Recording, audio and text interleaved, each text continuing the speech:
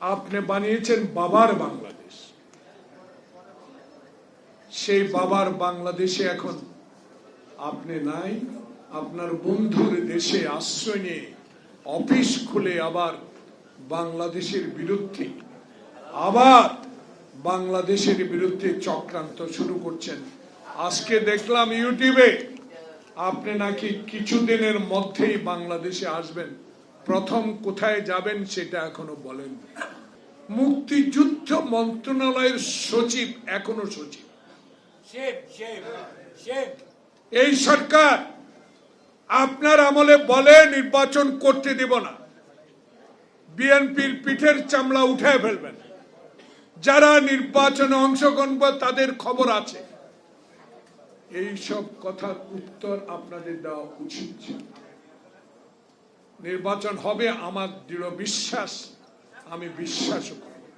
নির্বাচন ঠেকানোর যারা বলে তাদের সে শক্তি নাই।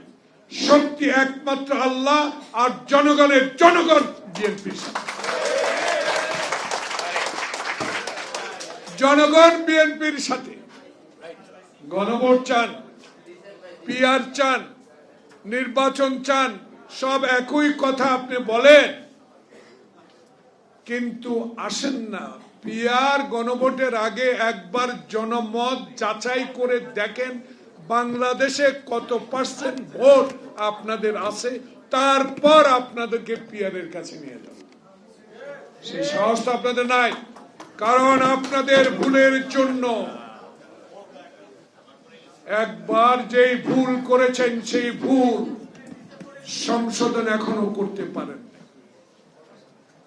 এখন নতুন করে আবার নির্বাচনকে যদি বানচাল করার কোন হীন প্রচেষ্টা করে থাকে, আমরা এখনো বেঁচে আছি। আমরা হাফ প্যান্ট পরে যুদ্ধ করেছি, আমরা অস্ত্র হাতে যুদ্ধ করেছি। আমার নেতা সেক্টর কমান্ডার ছিল, তাই সে আদর্শের সৈনিক আমরা। নির্বাচন বানচাল করার কথা দয়া করে আর বলেন না। দয়া করে একটি নির্বাচন দিয়ে জনপ্রিয়তা যাচাই করেন। বাংলাদেশের তারেক রহমান বলে দিয়েছে যে এই নির্বাচনে ভোট দেবার আন্দোলনের জন্য হাজার হাজার নেতা কর্মী আমরা জেলে গিয়েছি, আত্মহত্যা দিয়েছি। ছাত্র জনতার বিপ্লবকে সমর্থন দিয়ে আজকে এই পর্যায়ে এনে আবার যদি আরেকটি নির্বাচনকে বানচাল করার হীন প্রচেষ্টা করেন, তাহলে আপনাদেরকে আমি মনে করব আপনারা আওয়ামী লীগের